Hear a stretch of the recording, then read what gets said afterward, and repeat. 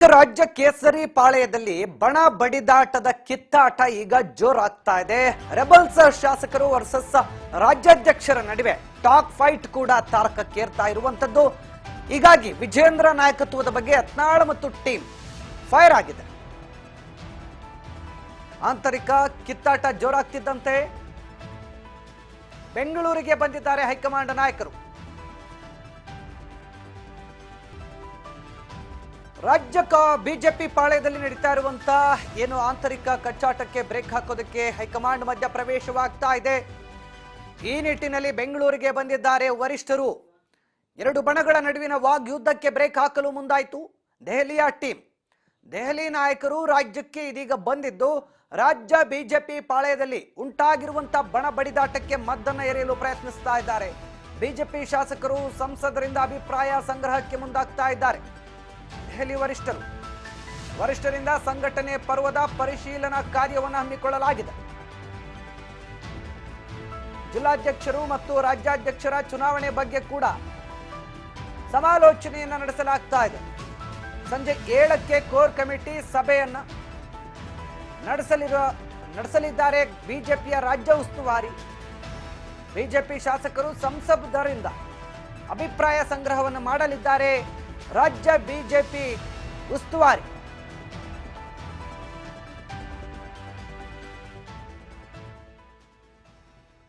ಮೋಹನ್ ದಾಸ್ ಅಗರ್ವಾಲ್ ಅವರ ನೇತೃತ್ವದಲ್ಲಿ ಇವತ್ತು ರಾಜ್ಯದಲ್ಲಿ ಕೋರ್ ಕಮಿಟಿ ಸಭೆಯನ್ನು ನಡೆಸಲಾಗ್ತಾ ಇದೆ.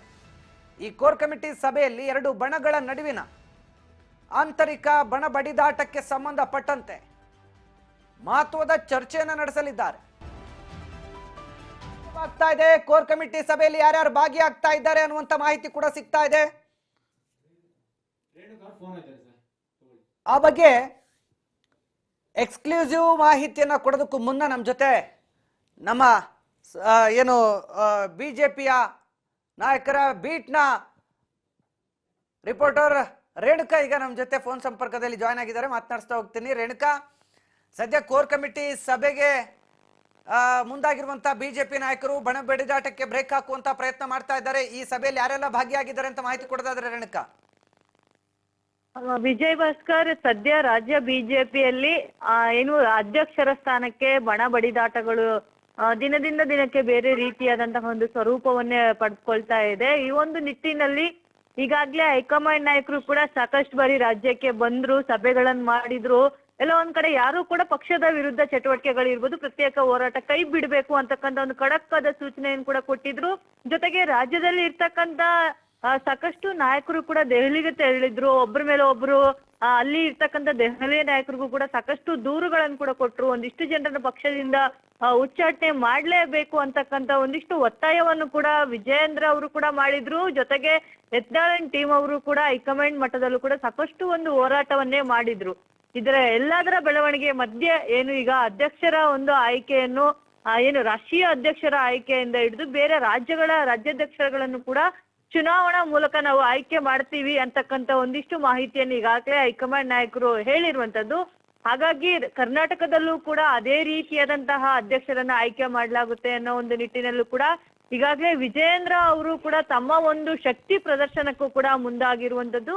ಅವರು ಕೂಡ ಫುಲ್ ಆಕ್ಟಿವ್ ಆಗಿ ಬೆಂಗಳೂರಲ್ಲೂ ಮತ್ತೆ ಇಡೀ ರಾಜ್ಯದಾದ್ಯಂತವೂ ಕೂಡ ರಾಜ್ಯ ಪ್ರವಾಸವನ್ನು ಮಾಡ್ತಾ ಇದ್ದಾರೆ. ಜೊತೆಗೆ ಮಾಜಿ ಶಾಸಕರು ಯಾರಿದ್ದಾರೆ ಅವ್ರದ್ದು ಮತ್ತೆ ಮಾಜಿ ಸಚಿವರು ಮತ್ತೆ ಮಾಜಿ ವಿಧಾನ ಪರಿಷತ್ ಸದಸ್ಯರೊಟ್ಟಿಗೂ ಕೂಡ ಈಗಾಗಲೇ ಸಭೆಗಳನ್ನು ಕೂಡ ಮಾಡ್ತಾ ಇದ್ದಾರೆ.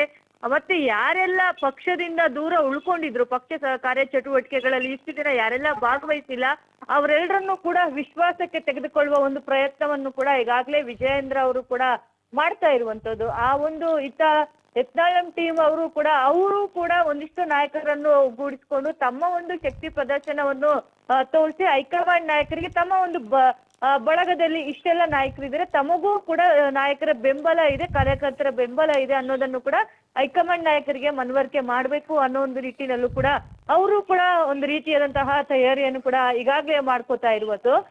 ಇನ್ ಕೇಸ್ ಏನಾದ್ರೂ ರಾಜ್ಯದಲ್ಲೂ ಕೂಡ ಅದೇ ಚುನಾವಣಾ ಮೂಲಕ ಈಗಾಗಲೇ ಅಧ್ಯಕ್ಷರ ಬದಲಾವಣೆ ಕೂಗು ಜೋರಾಗ್ತಾ ಇರೋದ್ರಿಂದ ಹೈಕಮಾಂಡ್ ನಾಯಕರು ಕೂಡ ಎಲ್ಲ ಒಂದ್ ಕಡೆ ಅಧ್ಯಕ್ಷರನ್ನು ಬದಲಾವಣೆ ಮಾಡ್ಲೇಬೇಕು ಅನ್ನೋ ಒಂದು ನಿರ್ಧಾರಕ್ಕೂ ಕೂಡ ಮುಂದಾಗಿದೆ ಅಂತಕ್ಕಂತ ಮಾಹಿತಿಗಳು ಕೂಡ ಈಗಾಗಲೇ ಸಿಗ್ತಾ ಇರುವಂತದ್ದು. ಆ ಒಂದು ನಿಟ್ಟಿನಲ್ಲೂ ಕೂಡ ಈಗಾಗಲೇ ಯತ್ನಾಳ್ ಅಂಡ್ ಟೀಮ್ ಮತ್ತೆ ವಿಜೇಂದ್ರ ಅವರು ಕೂಡ ಚುನಾವಣೆ ಎದುರಿಸಬೇಕು ಅನ್ನೋ ಒಂದು ನಿಟ್ಟಿನಲ್ಲಿ ಅವರು ಕೂಡ ತಯಾರಿಯನ್ನು ಮಾಡ್ಕೋತಾ ಇರುವಂತದ್ದು. ಯತ್ನಾಳ್ ಅಂಡ್ ಟೀಮ್ ಬಣದಲ್ಲೂ ಕೂಡ ಈಗಾಗಲೇ ಯತ್ನಾಳ್ ಅವರನ್ನು ಅಭ್ಯರ್ಥಿಯನ್ನಾಗಿ ಘೋಷಣೆ ಮಾಡಬೇಕು ಅನ್ನೋ ಒಂದು ನಿರ್ಧಾರವನ್ನು ಕೂಡ ಅವರ ಒಂದು ತಂಡದಲ್ಲಿ ಇರ್ತಕ್ಕಂಥ ನಾಯಕರು ಕೂಡ ಈಗಾಗಲೇ ಹೇಳಿರುವಂತದ್ದು. ಅದ್ರ ಜೊತೆಗೇನೆ ಪ್ರಸ್ತುತ ರಾಜ್ಯಾಧ್ಯಕ್ಷರಾಗಿರ್ತಕ್ಕಂಥ ವಿಜಯೇಂದ್ರ ಅವರು ತಾವೇ ಮತ್ತೆ ಸ್ಪರ್ಧೆ ಮಾಡಿ ಮುಂದಿನ ಹೊಸ ರಾಜ್ಯ ಅಧ್ಯಕ್ಷರಾಗಿ ನೇಮಕ ಆಗ್ಲೇಬೇಕು ಅನ್ನೋ ಒಂದು ನಿಟ್ಟಿನಲ್ಲೂ ಕೂಡ ಅವರು ಕೂಡ ತಯಾರಿ ಮಾಡಿರುವಂತದ್ದು. ಇವರುಗಳ ಮಧ್ಯೆ ಈಗ ಮತ್ತೆ ಹೈಕಮಾಂಡ್ ನಾಯಕರು ರಾಜ್ಯಕ್ಕೆ ಎಂಟ್ರಿ ಕೊಟ್ಟಿರುವಂತದ್ದು. ರಾಜ್ಯ ಉಸ್ತುವಾರಿಯಾದಂತಹ ರಾಧಾ ಮೋಹನ್ ದಾಸ್ ಅಗರ್ವಾಲ್ ಅವರು ಇಂದು ಬೆಂಗಳೂರಿಗೆ ಬಂದು 3 ಗಂಟೆಯಿಂದ ಸತತವಾಗಿ ಸಭೆಗಳನ್ನು ಕೂಡ ಈಗಾಗಲೇ ಮಾಡ್ತಾ ಇರುವಂತದ್ದು. ಆ ಒಂದು ಸಭೆಗಳಲ್ಲೂ ಕೂಡ ಅನೇಕ ನಾಯಕರ ಅದರಲ್ಲೂ ಕೂಡ ಪ್ರಮುಖವಾಗಿ ಈಗ ಪ್ರಸ್ತುತ ಯಾರೆಲ್ಲ ಅಧಿಕಾರದಲ್ಲಿದ್ದಾರೆ, ಶಾಸಕರು ಇರ್ಬೋದು, ವಿಧಾನ ಪರಿಷತ್ ಸದಸ್ಯರು ಇರ್ಬೋದು, ಸಂಸದರು ಇರ್ಬೋದು, ಇವರುಗಳಿಗೆ ಮಾತ್ರ ಈ ಒಂದು ಸಭೆಯನ್ನು ಕೂಡ ಈಗಾಗಲೇ ಕರೆದಿರುವಂತದ್ದು. ಯಾಕೆಂತಂದ್ರೆ ಅಧ್ಯಕ್ಷರ ಆಯ್ಕೆಗೆ ಇವರ ಬೆಂಬಲವೂ ಕೂಡ ಬೇಕಾಗುತ್ತೆ. ಇವರು ಯಾರ ಕಡೆ ಒಲವು ತೋರಿಸ್ತಾ ಇದ್ದಾರೆ, ಮತ್ತೆ ಇವರು ಯಾರ ಪರವಾಗಿ ಇದ್ದಾರೆ, ಮತ್ತೆ ಪ್ರಸ್ತುತ ರಾಜ್ಯದಲ್ಲಿ ಏನೆಲ್ಲ ಕೆಲಸಗಳು ಆಗ್ತಾ ಇದೆ, ಪ್ರಸ್ತುತ ಏನು ವಿಜೇಂದ್ರ ಅವರು 1 ವರ್ಷದಿಂದ ಅಧ್ಯಕ್ಷರಾಗಿ ಮುಂದುವರ್ಸ್ಕೊಂಡು ಹೋಗ್ತಾ ಇದ್ದಾರೆ, ಅವರ ಒಂದು ನೇತೃತ್ವದಲ್ಲಿ ಯಾವ ರೀತಿಯಾದಂತಹ ರಾಜಕೀಯ ಚಟುವಟಿಕೆಗಳು ನಡೆದಿರ್ಬೋದು, ಅಥವಾ ವಿಪಕ್ಷಗಳನ್ನು ಕಟ್ಟಿ ಹಾಕುವ ಒಂದು ನಿಟ್ಟಿನಲ್ಲಿ ಅವರು ಯಾವೆಲ್ಲ ಕೆಲಸಗಳನ್ನು ಮಾಡಿದ್ದಾರೆ, ಪಕ್ಷ ಸಂಘಟನೆಗಾಗಿ ಎಷ್ಟೆಲ್ಲ ಶ್ರಮಿಸಿದ್ದಾರೆ ಅಂತಕ್ಕಂಥ ಮಾಹಿತಿಯನ್ನು ಕೂಡ ಆ ನಾಯಕರಿಂದ ಪಡೆದುಕೊಳ್ಳುವ ಒಂದು ಸಾಧ್ಯತೆಗಳು ಕೂಡ ಇರುವಂತದ್ದು. ಅದ್ರ ಜೊತೆಗೇನೆ ಏನು ಯತ್ನಾಳ್ ನೇರವಾಗಿ ಎಲ್ರಿಗೂ ಕೂಡ ಗೊತ್ತಿರುವಂತಹ ವಿಚಾರ, ಯತ್ನಾಳ್ ಅಂಡ್ ಯಾರು ವಿಜೇಂದ್ರ ಅವರು ಇದ್ದಾರೆ, ಅವರ ವಿರುದ್ಧವಾಗಿ ಸಾಕಷ್ಟು ಒಂದು ಟಾಕ್ ವಾರೇ ಶುರುವಾಗಿರುವಂತದ್ದು. ಒಬ್ಬರ ಮೇಲೆ ಒಬ್ರು ಏಕವಚನದಲ್ಲೇ ಬಹಿರಂಗವಾಗಿ ಬೈದಾಡ್ಕೊಳ್ತಾ ಇರುವಂತದ್ದು. ಇದಕ್ಕೆ ಬ್ರೇಕ್ ಹಾಕ್ಲೇಬೇಕು ಅನ್ನೋ ಒಂದು ನಿಟ್ಟಿನಲ್ಲೂ ಕೂಡ ಇಬ್ಬರ ಮಧ್ಯೆ ಇರ್ತಕ್ಕಂಥ ಸಮಸ್ಯೆಯನ್ನು ಕೂಡ ಬಗೆಹರಿಸಬೇಕು. ಜೊತೆಗೆ ಯಾರಿಗೆ ಅಭ್ಯರ್ಥಿಯನ್ನಾಗಿ ಮಾಡಬೇಕು, ನಿಜವಾಗ್ಲೂ ಕೂಡ ರಾಜ್ಯದಲ್ಲಿ ಅಧ್ಯಕ್ಷರ ಆಯ್ಕೆಗೆ ಚುನಾವಣೆ ಮಾಡ್ಬೇಕಾ, ಅಥವಾ ಸಾಂಕೇತಿಕವಾಗಿ ಯಾರ್ಯಾರ ನಾಯಕರ ಬೆಂಬಲವನ್ನು ತಗೊಂಡು ಅಧ್ಯಕ್ಷರನ್ನು ಮುಂದುವರಿಸಬೇಕಾ ಅನ್ನೋ ಒಂದು ವಿಚಾರಕ್ಕೂ ಕೂಡ ಈಗಾಗಲೇ ಹೈಕಮಾಂಡ್ ನಾಯಕರು ಮುಂದಾಗಿರುವಂತದ್ದು. ಆ ಒಂದು ನಿಟ್ಟಿನಲ್ಲೂ ಕೂಡ ಸದ್ಯ ಈಗಾಗಲೇ 2 ಸುತ್ತಿನ ಸಭೆಗಳನ್ನು ಕೂಡ ರಾಧಾ ಮೋಹನ್ ದಾಸ್ ಅಗರ್ವಾಲ್ ಅವರು ಮುಗಿಸಿರುವಂತದ್ದು. ನಂತರ ಸಂಜೆಯ ನಂತರ ಏನು ಕೋರ್ ಕಮಿಟಿ ಸಭೆಯನ್ನು ಕೂಡ ಕರೆದಿರುವಂತದ್ದು. ಆ ಒಂದು ಸಭೆಯಲ್ಲೂ ಕೂಡ ರಾಜ್ಯ ಅಧ್ಯಕ್ಷರು ಇರ್ಬೋದು, ಜಿಲ್ಲಾಧ್ಯಕ್ಷರು ಇರ್ಬೋದು, ಮತ್ತೆ ಬೂತ್ ಮಟ್ಟದ ಅಧಿಕಾರಿಗಳಿರ್ಬೋದು, ಒಂದಿಷ್ಟು ಯಾರೆಲ್ಲ ಬೇರೆ ಬೇರೆ ರಾಜ್ಯಗಳ ಮತ್ತು ಜಿಲ್ಲಾಗಳಿಂದ ಬಂದಿರ್ತಾರೆ, ಅವ್ರಿಗೆಲ್ರಿಗೂ ಕೂಡ ಸಭೆಗೆ ಆಹ್ವಾನವನ್ನು ಕೊಟ್ಟಿರುವಂತದ್ದು. ಅವರು ಕೂಡ ಸಭೆಯಲ್ಲಿ ಕೂಡ ಸಾಕಷ್ಟು ಚರ್ಚೆ ಮಾಡುವ ಸಾಧ್ಯತೆಗಳು ಕೂಡ ಇರುವಂತದ್ದು. ಪ್ರಮುಖವಾಗಿ ರಾಜ್ಯದಲ್ಲಿ ನಡೀತಾ ಇರ್ತಕ್ಕಂಥ ಇವರಿಬ್ಬರ ಬಣಗಳ ಒಂದು ಕಿತ್ತಾಟದಲ್ಲಿ ತಟಸ್ಥರಾಗಿ ನಿಂತಿರ್ತಕ್ಕಂಥ ಅವ್ರಿಗೂ ಕೂಡ ಎಲ್ಲ ಒಂದ್ ಕಡೆ ಗೊಂದಲವೂ ಕೂಡ ಶುರುವಾಗಿರುವಂತದ್ದು. ಜೊತೆಗೆ ಕಾರ್ಯಕರ್ತರಿಗೂ ಕೂಡ ಸಾಕಷ್ಟು ಗೊಂದಲ ಉಂಟಾಗಿರುವಂತದ್ದು. ಜೊತೆಗೆ ಅವ್ರಿಗೂ ಕೂಡ ಸಾಕಷ್ಟು ಬೇಜಾರವೂ ಕೂಡ ಮೂಡಿರುವಂತದ್ದು. ಯಾಕೆಂತಂದ್ರೆ ರಾಷ್ಟ್ರೀಯ ಪಕ್ಷಗಳು ಈ ರೀತಿಯಾದಂತಹ ಒಂದು ಬಹಿರಂಗವಾಗಿ ಕಿತ್ತಾಡ್ಕೋತಾ ಇದ್ದಾರೆ. ಹಾಗಾಗಿ ಅವ್ರಿಗೂ ಕೂಡ ಎಲ್ಲ ಒಂದ್ ಕಡೆ ಪಕ್ಷದ ಪರವಾಗಿ ಪಕ್ಷ ಸಂಘಟನೆ ಮಾಡ್ಬೇಕು ಅಂದ್ರೆ ಸಾಕಷ್ಟು ಮುಜುಗರ ಆಗ್ತಾ ಇದೆ ಅನ್ನೋ ಒಂದು ನಿಟ್ಟಿನಲ್ಲೂ ಕೂಡ ಅವರು ಕೂಡ ಈ ಎಲ್ಲಾ ವಿಷಯವನ್ನು ಕೂಡ ಏನು ಹೈಕಮಾಂಡ್ ನಾಯಕರ ಮುಂದೆ ಇಟ್ಟು ಅವರು ಕೂಡ ತಮ್ಮ ಒಂದು ಸಲಹೆಗಳನ್ನು ಕೂಡ ಕೊಡುವ ಸಾಧ್ಯತೆಗಳು ಕೂಡ ಸಾಕಷ್ಟು ಇರುವಂತದ್ದು. ಇದರ ಮಧ್ಯೆಯೂ ಕೂಡ ಈಗಾಗಲೇ ಮಾಜಿ ಶಾಸಕರು ಮತ್ತೆ ಮಾಜಿ ಸಚಿವರು ಕೂಡ ಒಂದು ಸಭೆಯನ್ನು ಕೂಡ ನಡೆಸಿದ್ದಾರೆ ಪ್ರತ್ಯೇಕವಾಗಿ. ಯಾಕೆಂತಂದ್ರೆ ಈ ಒಂದು ಸಭೆಗೆ ಏನು ಇವತ್ತು ಹೈಕಮಾಂಡ್ ನಾಯಕರಾದಂತಹ ರಾಧಾ ಮೋಹನ್ ದಾಸ್ ಅವರು ಸಭೆ ನಡೆಸ್ತಾ ಇದ್ದಾರೆ. ಈ ಸಭೆಗೆ ಮಾಜಿ ಸಚಿವರುಗಳು ಮತ್ತೆ ಶಾಸಕರುಗಳಿಗೆ ಯಾವುದೇ ರೀತಿಯಾದಂತಹ ಆಹ್ವಾನವನ್ನು ಕೊಟ್ಟಿಲ್ಲ. ಅವರು ಕೂಡ ಎಲ್ಲೋ ಒಂದ್ ಕಡೆ ಅಸಮಾಧಾನವನ್ನು ಕೂಡ ವ್ಯಕ್ತಪಡಿಸಿದ್ದಾರೆ.